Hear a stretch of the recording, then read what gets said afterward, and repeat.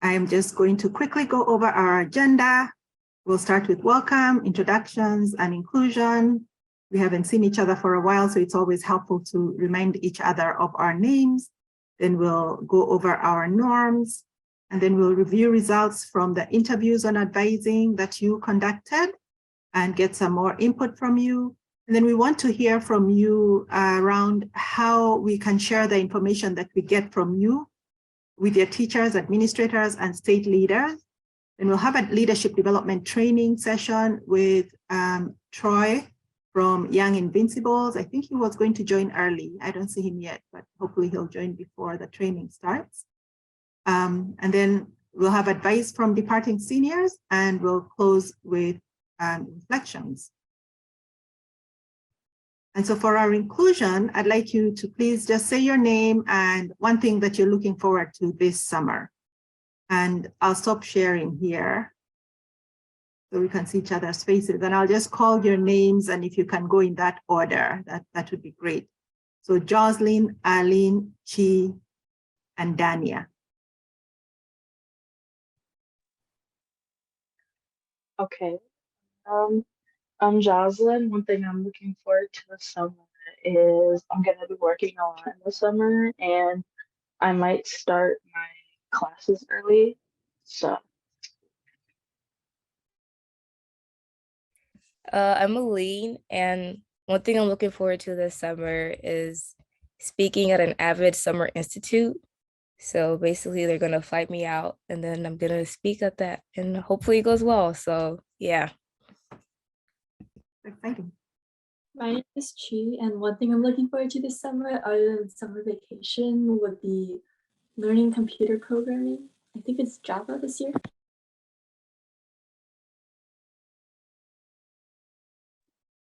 So was it me next? I'm sorry about Yes. that. Something I'm really excited for. Oh, I'm Dania, by the way, repeating my name. And something I'm really excited for this summer is I'm taking a couple weeks off of work for maybe the first time since high school. And so I'm super excited about that. And I'll be visiting some family outside of the country. Great. Then we'll hear from Isabel, Olivia, Alex, and Joshua. Hi, I'm Isabel. I'm excited this summer because I'm going to a Taylor Swift concert, so that's. My name is Olivia. I'm just excited to not have to be waking up before 7:30 in the morning for labs. I'm just excited to be out of biology. Yeah.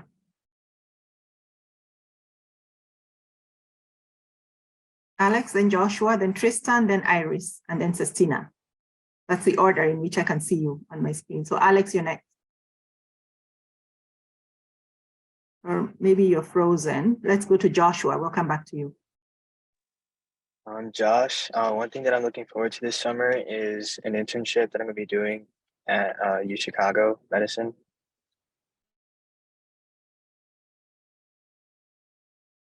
Tristan, Iris, Sestina. Hi, my name is Tristan, and one thing I'll be looking forward to this summer is getting my car like fully fixed with all the money I've saved up. my name's Iris, and I'm looking forward to preparing for college, buying all the dorm necessities.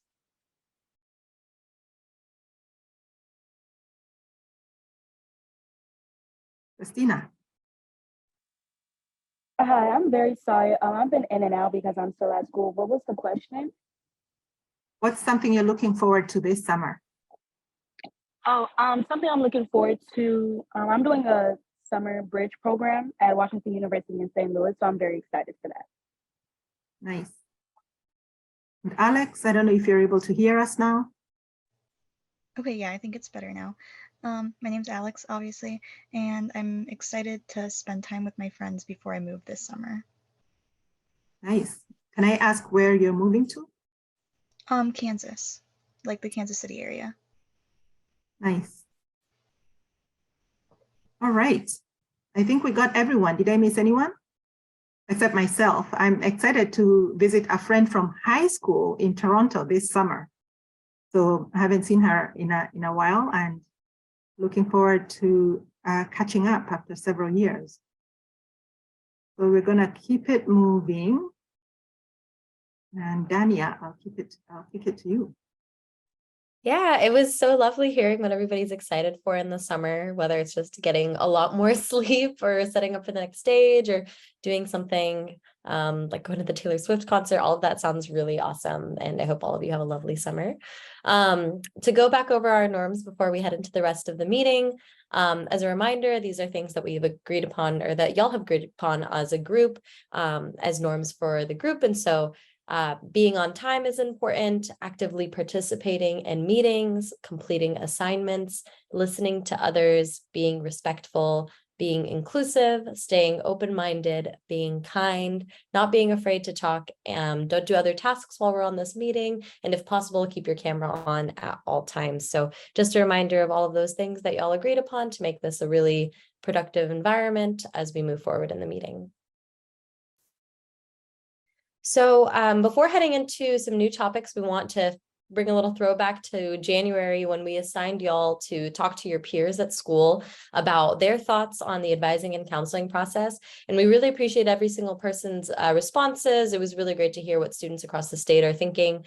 And we've summarized a few of them here. And so just to go back over a few of them, we saw that y'all really appreciated when counselors emailed college scholarship opportunities and helped with college application processes step by step.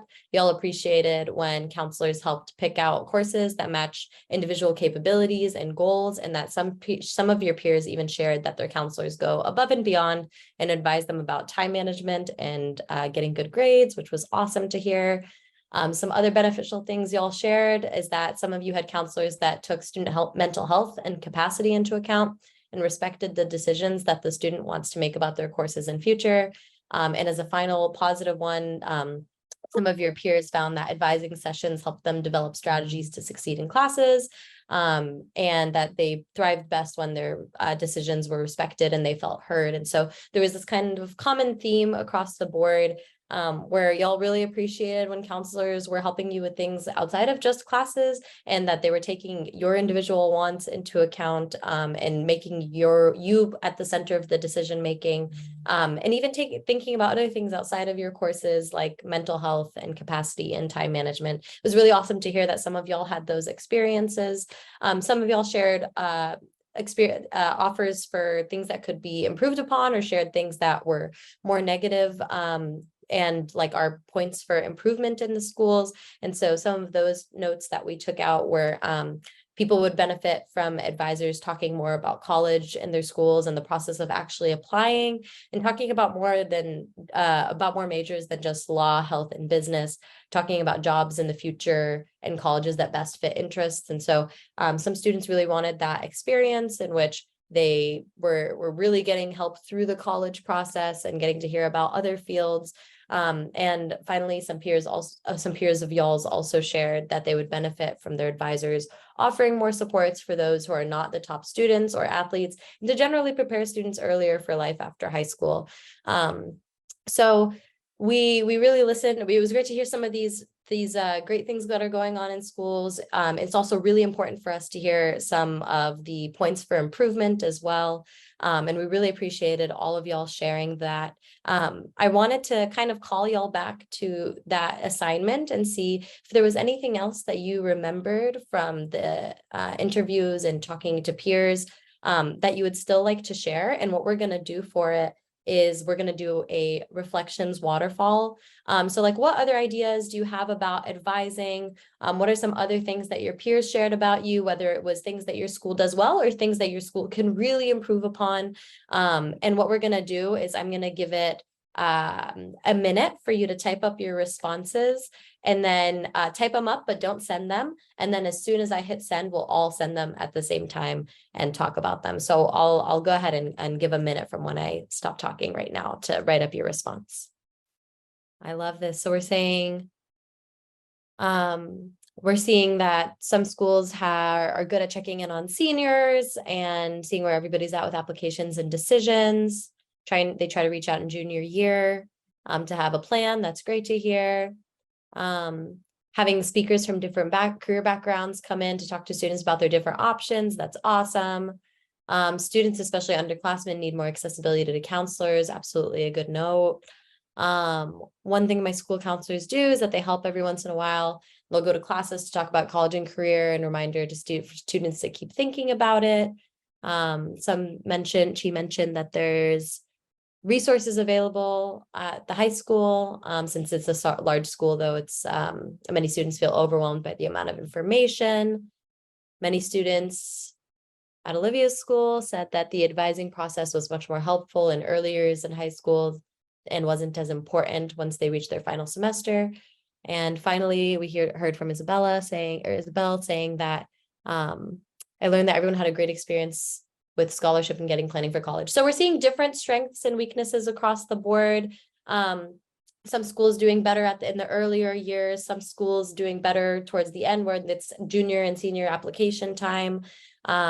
And across the board, a need for maybe some more individualized attention for students with counseling. This is all really, really awesome information to hear. And I want to thank you all again for sharing your peers' thoughts through the assignment and for sharing again right now as well. And Edith is actually going to continue on by talking about why this information is so important to us and like how we can make this information even more useful so that it continues to serve students in the state. Yeah, thanks, Dania, for leading that conversation. And thanks to all of you for offering your insights on that. You know, as you know, one of the reasons that we created the council was to get your ideas and share them with the adults who we work with so that we can improve outcomes for students across the state. And one of the ways that we do this is, for example, when we go to meetings, we'll provide like some of the quotes that you've provided to us around advising, or you know, you did an assignment on work-based learning and internships where we asked about what works best and what other supports would be needed. And so my colleague Heather and I were at a meeting and we shared those insights with administrators and teachers so that they can incorporate that into the work, because ultimately we want to make sure that you are benefiting because of being on the council, and that the insights that we get from you are benefiting other students across the state. And so we've been trying to think about other ways that we can share information with teachers, administrators, and state leaders. You know, we've also had some of you present at our annual conference, which is attended by over 300 people.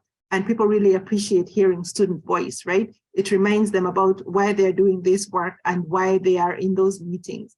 And so just wanted to spend some time today getting some insights from you around how we can share the insights that we get from you with teachers and administrators.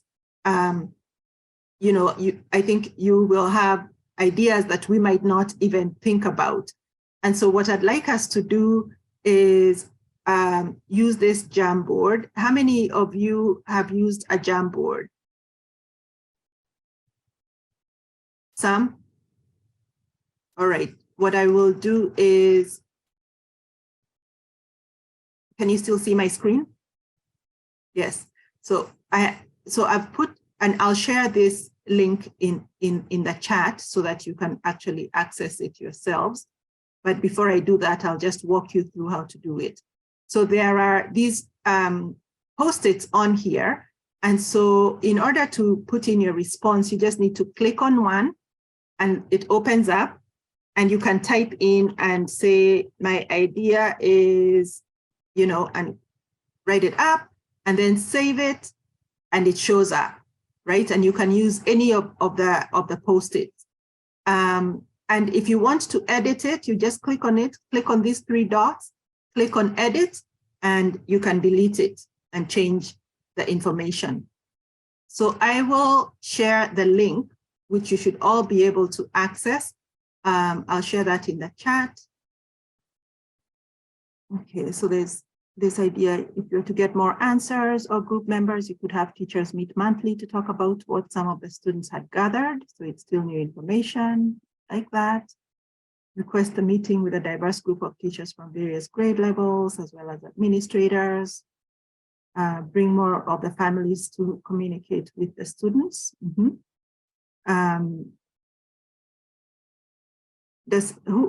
Could the person who wrote that say a little bit more, if you're comfortable?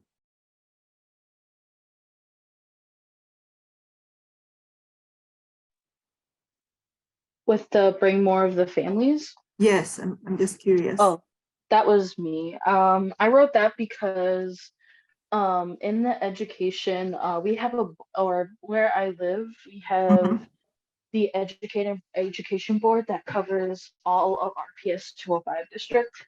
And they meet monthly, and sometimes they bring in families to or different speakers from the community to speak about a certain topic that they're doing, whether it be like a fundraiser or just to talk about like a certain thing like that happened. Like, for example, I know that there was probably a lot of families at the last board meeting because at my school, at East High School, we recently had our SATs on April 12th, and they had to reschedule because someone called a whole bunch of schools, including our school, and talked about like there was a school shooting to the police, and they had to go in and they breached our school and a whole bunch of stuff happened. So they had to retake it, and a whole bunch of parents were mad because it kind of really scared everyone and stuff like that. So it's mostly just to talk about certain things. Okay, yeah, super helpful. I mean, you know, we hear that families are a really important source of information for students around their plans. And so we definitely realize they need to get this information out to families. So thanks for that. And then I think a couple of you mentioned a newsletter. So we try to incorporate some of that information in the newsletters that go out, but maybe we can have some really focused topics in the newsletter that says sort of advice from the SAT so that it gets people's attention. So I like that idea. Then, you know, traditional meetings with a PowerPoint or slideshow. And then someone said, definitely let school counselors know, because in my school, they're the main source of college prep information, through an email or through Zoom calls. Helpful. Did anybody go to the next page? Was there? Okay, looks like we were all on one page. Yeah, so that's all super helpful. And I think those are definitely ideas that we can incorporate as we move forward. I don't know if anybody wants to just speak about one of the things that they wrote on their post-it. You want to say a little bit more about it?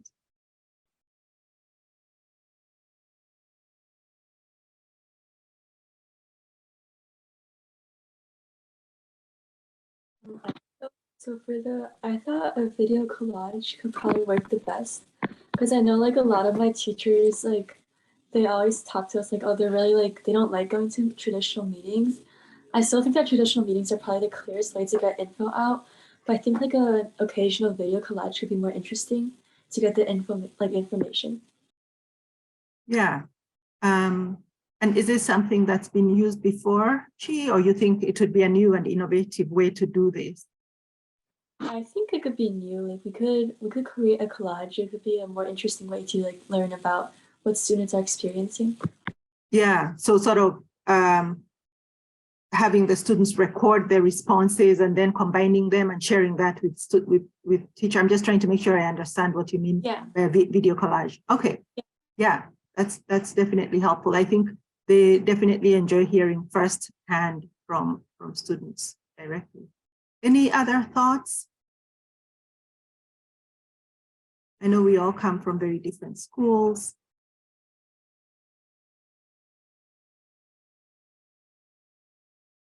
All right, well, thanks for this information, and we will definitely incorporate it into our work moving forward.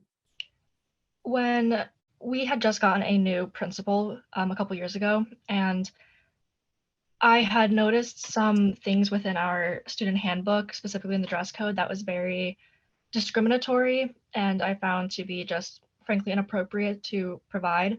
So before I'd even met the new principal, I emailed him about the issues that I found within it. There was some like racial discrimination within it that I found, some religious and cultural discrimination. So I brought that to him along with some of my peers' opinions on it and how they felt to get that addressed. And since then, there was a total reconstruction of the student handbook at my high school. And now all of those things that I had issues with have been resolved and now are allowed. Those cultural pieces or like religious clothing pieces that at one point weren't allowed are now allowed with explicit detail towards them and with respect treated towards them. Wow, that's really powerful. And so you observed a problem and you took action and you went straight to the top, right? Straight to the principal, and he was responsive. Were you nervous? How did you feel about that? And how did you feel when he accepted to make the change? I guess I didn't feel as nervous as I thought I was going to, because I did feel so strongly, and it was over an email because it was my first this was my first year of high school. So this was before I even went into my freshman year. And because I wouldn't be going, I guess, in person because of COVID during the time, that probably helped a bit. But I knew that I had written very eloquently and I had people to back me up, that a lot of those worries went away very quickly. And when he was very responsive with very open to the change, I had such an immense respect for him. And since then, he has been very open to the ideas of his students and he listens to them very well. And it was a very powerful feeling to bring such a community together and to resolve something so easily.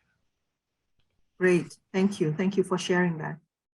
Anybody else want to share about a change that they, go ahead, Chi.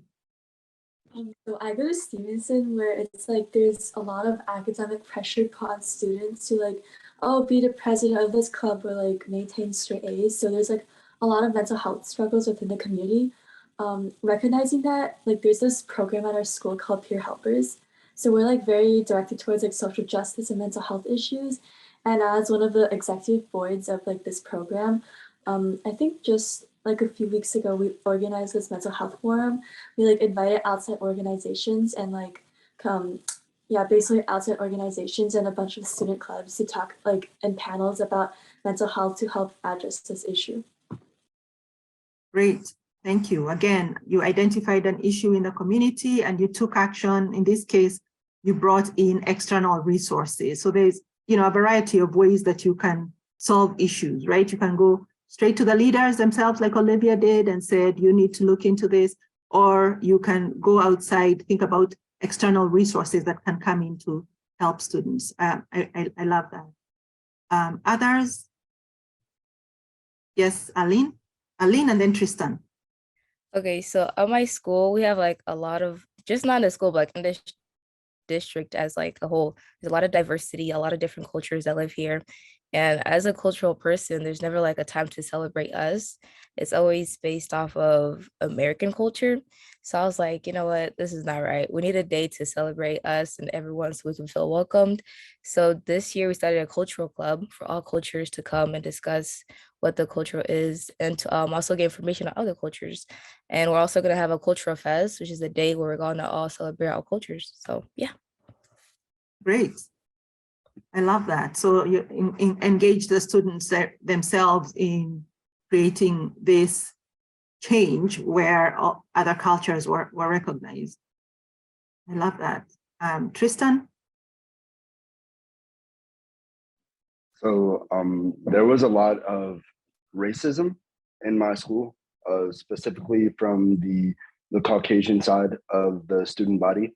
And I saw this and I addressed this. Give me just one moment. I'm so sorry. Okay, no problem. Does somebody else want to go while Tristan handles? Yes, Iris. Okay, so similar to Olivia, I also emailed my principal, my former principal, my junior year when we first started going back to school in person, and I take the bus every morning. So once we first started school last year, it was extremely packed in all the buses. And since it was like still COVID era, like I felt very unsafe even if I had my mask on. And there was about like 80 kids just at my bus stop, and then another like 50 kids at another bus stop. And so it was like extremely packed, and we were sitting all like 3 or 4 to a row. So I emailed my principal and told him that like this isn't very safe, and that like I understand there's like a bus shortage, but we should at least be like cautious, especially during this time. And it got resolved within like a couple of weeks. Great. I love that. Again, going straight to the principal and addressing an issue that is affecting not just you, but several other students. So I love the selflessness that you're demonstrating, because you know that this will benefit not only you, but will benefit other students. And the fact that you're taking a bit of a risk, right? It's always a bit of a risk because sometimes people are not very receptive. Tristan, we'll go to you next. Hopefully the puppy is okay. Yeah, they're fine. Like I said, there was a lot of racism, and what I did to basically call attention to this, I emailed my principal, I emailed a fair amount of the teachers, and I talked to lots of sports specific coaches. It was a lot of the people that were on the swim team and who did golf, who were specifically like targeting the, I would say, not very confident people of color and trying to bash them and throw them down. And I contacted my officials, and I allowed them to handle the situation, and that didn't really happen. So I took it to my peers, which like my friends and my mother got into it as well. She wrote a letter to the principal, and eventually we had a school-wide meeting. Like, it's not really a meeting, it was more of like, it was a show of the cultures that were being affected and why that is wrong. And we basically just had like a culture show after that. Great, thanks for sharing that, Tristan. I love this idea of bringing in your family as well, and getting them to support you in addressing some of these issues. I mean, those are the people closest to you, so you know that they'll often be on your side, and it's helpful to think about the resources that we have around us who can help us address these issues. Anybody else want to share something they've done?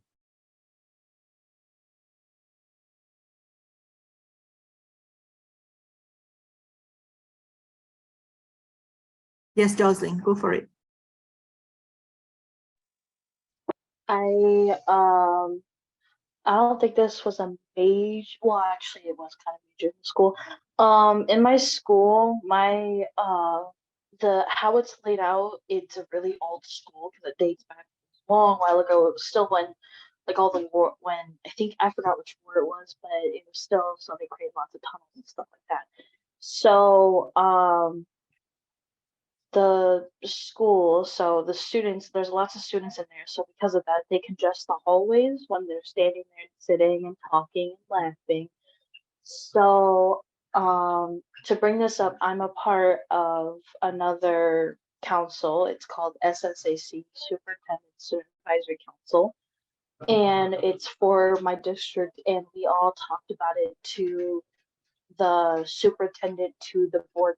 I talked about it a little, and they ended up talking to one of my principals, and they were able to get it somewhat so that we're able to still walk, but it still gets quite congested.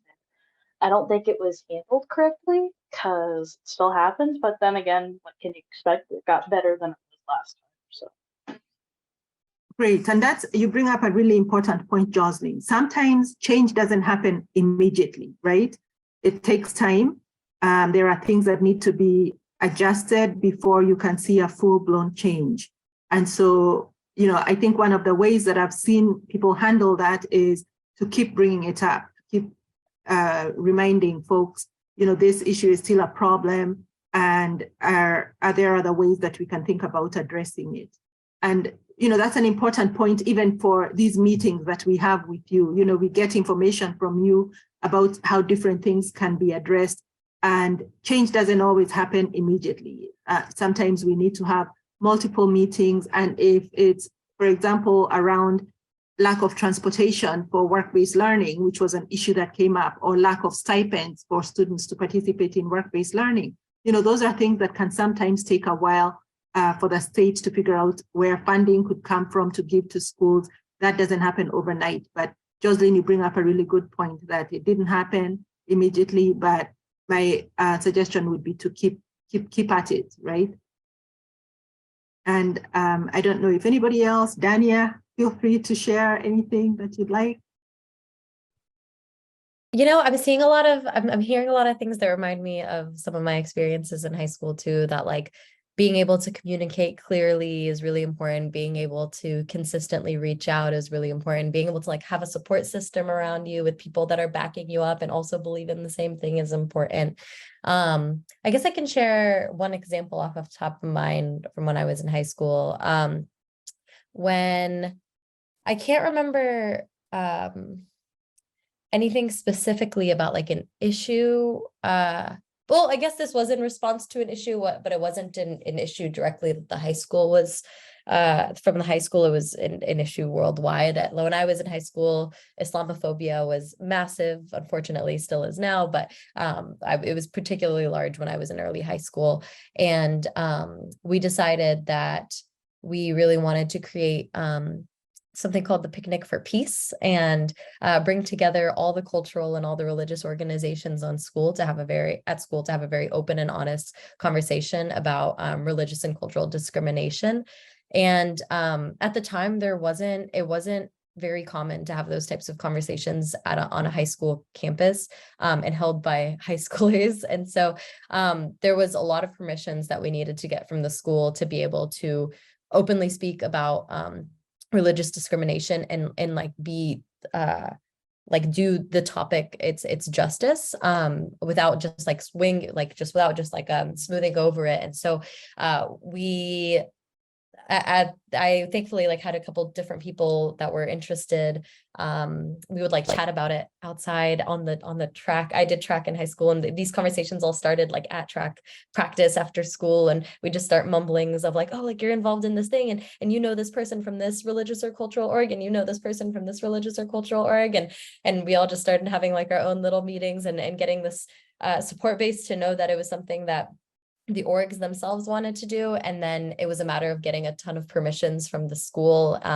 And that worked by speaking with like first our faculty sponsors, and then our faculty sponsors for those orgs putting us in contact with the principal, and then having a meeting with the principal, which was a big moment, but it was like really awesome to have all that support having led up to it, and to feel more confident into going into that conversation. And it worked out really well. And we had that event for 3 years afterwards, and it was really awesome to get to host those conversations. And so it wasn't quite in response to a issue directly on the high school campus, but I was grateful that we could have those types of really tough conversations and do something that the school was a little bit nervous about doing, and that it turned out wonderfully, thankfully.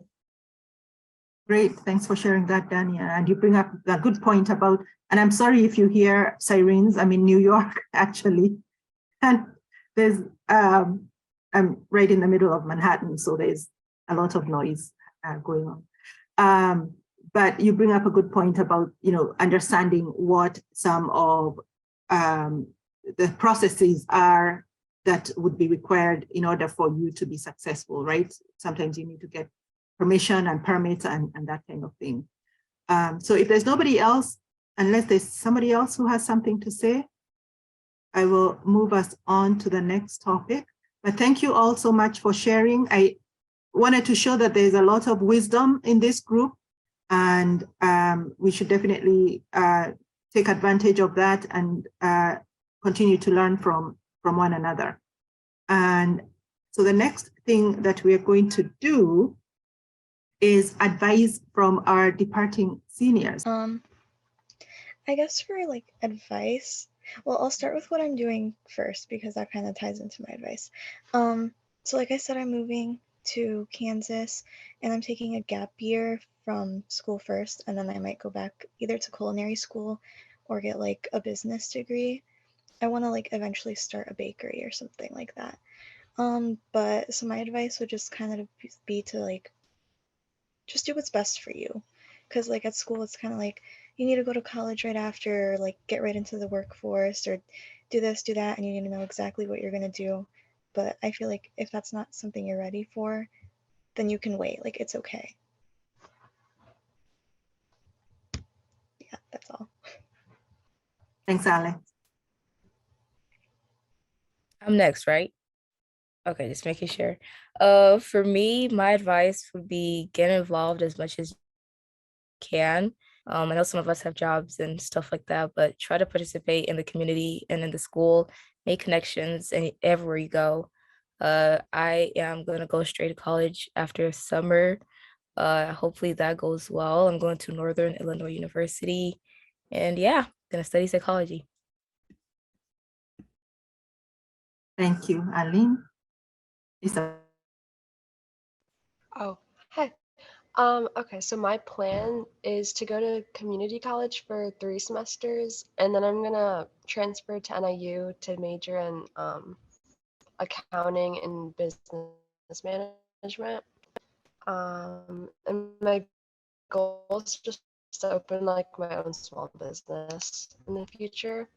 And my advice, comfort zone once in a while, just to like test your limits and like see what you're capable of, because it never hurts to try like new things.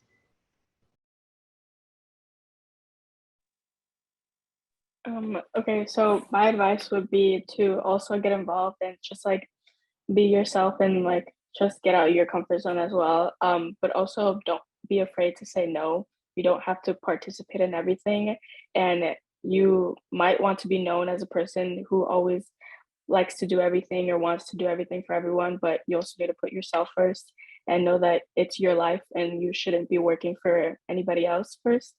Um, yeah, and I'm going to be going to Dominican University after, obviously in August. I will be studying social work. Thank you, Iris. Jocelyn. Some advice I would give is to just keep thinking of the future. I always thought that just thinking of like the future would probably occupy the rest of your thoughts, in my opinion. I also think that some advice would be like your choices, regardless of more say this word, validity, meaning like how good or bad of the choices, it will affect you in some way. And I always think that you should always just make memories, just do it safely. And then just try new things, get a little risky, do what you need to do before you go into career, because then it's more solidified as you decide. And staying on track, it's gonna get easier in your senior year. At least for me, I've realized that as if you do everything beforehand, your senior year you just have to finish on what you're doing. And what I want to do is that I figured out that I want to go to Rock Valley College, which is near my house, and that I want to get my associates and then transfer to 4 year and get my bachelor's and master's, and then I would like to become a psychologist, either a school one or outside of school. I haven't figured that out yet. Thanks, Jocelyn. Christina, you're up next. All right, hi. The advice I would give is hold on, sorry, I just lost it, just got out of my head. But the advice I would give is to one, know when you are reaching your breaking point and understand that it's okay to reach your breaking point, and to stop. Okay. Don't overstress yourself. If you feel yourself burning out, it's okay to take a break and say no and say, you know what, I'm not going to be able to do this right now. I'm going to go back into that corner. I'm going to go breathe a little bit, and then I'll come back and again. With that being said, I'm attending Washington University in St. Louis. I am currently undeclared, but I am on the pre-med track.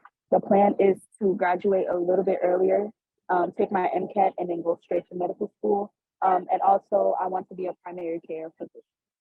Hi, my name is Joanna. I'm from North Chicago Community High School, and my plans after high school are to go to Brown University and major in biology and Hispanic studies.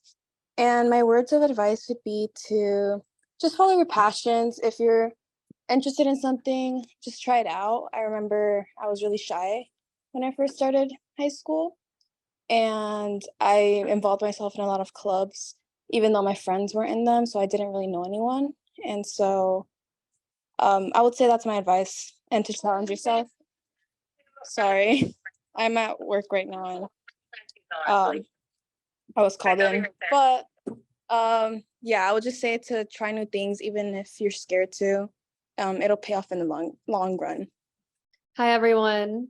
I'm just glad to see you, even though I had a bit of a delay getting in.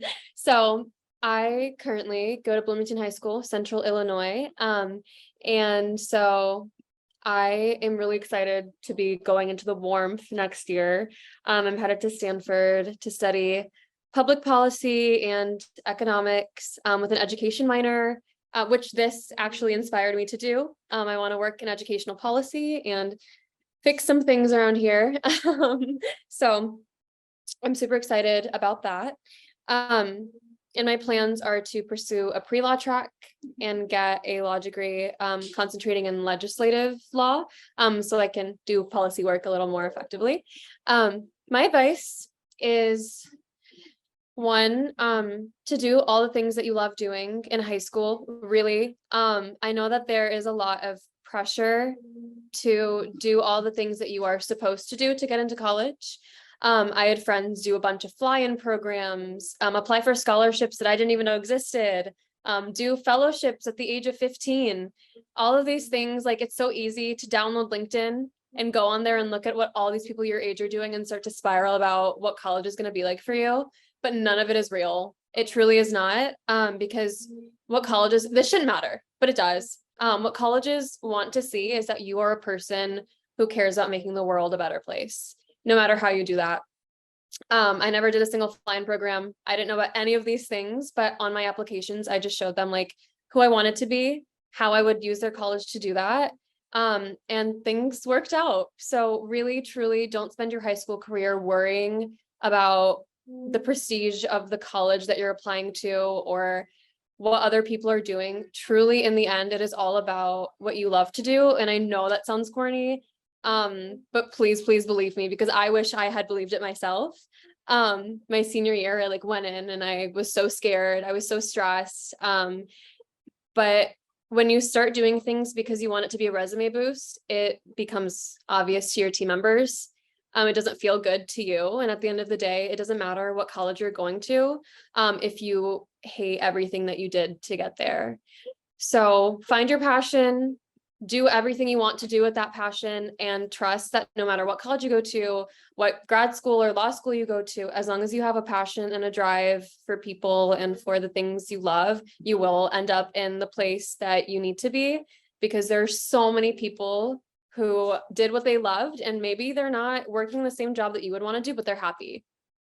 And that is what is so important at the end of the day. So that is my advice. I will drop my email in the chat if any of you need advice or someone to read over your essays. Please reach out at any time. I would be happy to help. So thank you all so much for serving. I know several of you were in the inaugural SAC when we were just starting this off. I think actually everybody who's leaving this year was in the inaugural class, except Sestina maybe, and Jocelyn. But you started with us in 2020 when we were just creating the program, and hope that you really keep in touch with us. It's been really wonderful having all of you. Would you like to ask anything to the seniors based on what you heard, on the advice that they gave, or any reactions? Any advice for taking APs? Oh, I can tell you so much about AP. I do not like AP with a burning passion. I definitely recommend taking dual credit so much more, but if you really want to just take an AP, like a GPA booster, or actually like the class or whatnot, you can take them, but I definitely recommend dual credit so much more if your school offers them.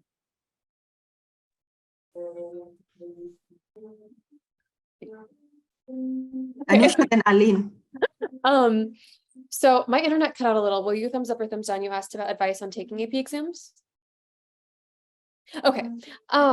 So my school's dual credit classes didn't actually become offered until this year. So when I did my course selection, it was only AP for the Chance at College credit.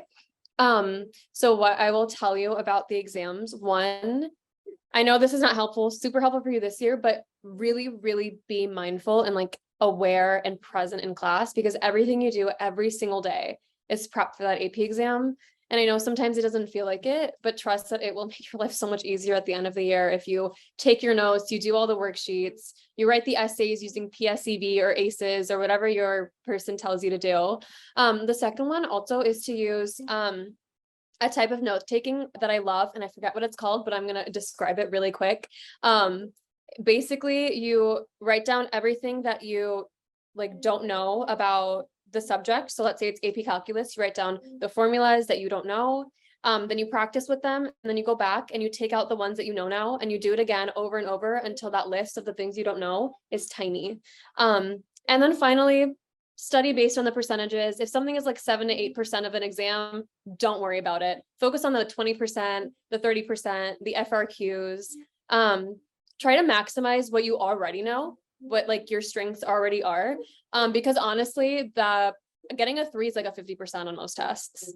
And then a 4 is like 70%. So just try to shoot for the bare, I know no one is going to tell you that, shoot for the bare minimum. That's what I always did, because you have so many things to study for. So realistically, you don't have to give your 100% to one exam, just give like 70% to like 5 exams, is my advice for you. Honestly, with AP, it depends on the AP class you're taking. Because I took AP Stats and AP English, and they're two different things. Like with AP English, there's so much, like when you write the essay, it's in pen, so you can't erase. Make sure you know what you're writing. That's my biggest advice, because I regret not doing that. But with AP Stats, it's more easier because it's just like formula based and memorizing things. So it honestly depends on the class, but I do recommend taking dual credit when it comes to English, because it's just easier and it's guaranteed credit. So just take dual credit for English. But if it's like a math course, I think you can study for that more. I just want to say a really big thank you to the departing seniors. It's been really just wonderful to have you, and we will really, really miss you.